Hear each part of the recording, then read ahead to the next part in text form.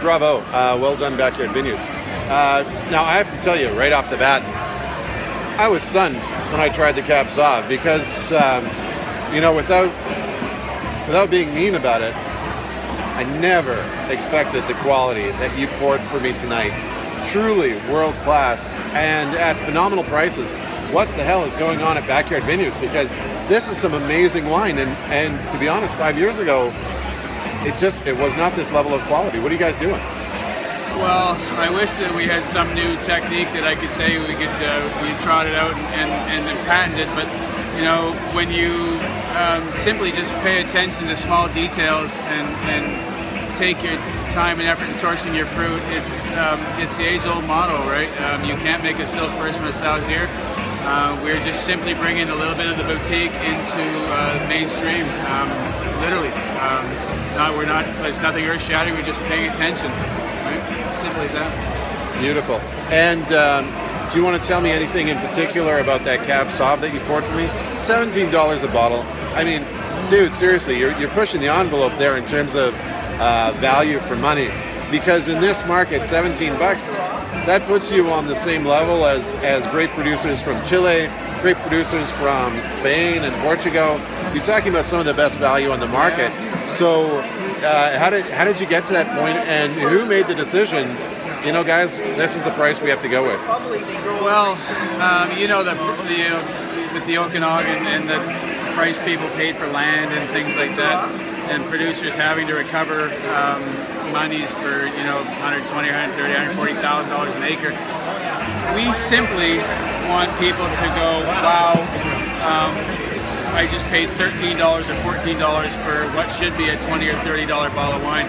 It's a very simple model: under promise and over deliver, and that's what we're doing. And the ownership has taken the stance that we are going to, instead of, you know, trying to get it all on margin, we're going to maybe take a little bit of time, build it up, and we're going to make it on volume, if that makes sense. And so what we're trying to do is we're trying to bring quality wine at a price point that people can live with and absorb, and then with the quality aspect, or hopefully the quality aspect that we're driving, they'll go, wow, and they'll tell two people, and they'll tell two people, and so on and so forth. That's literally it. And this is new ownership, correct? 5, 6 years? Yeah, it was a gentleman, Gary Taylor, started the winery.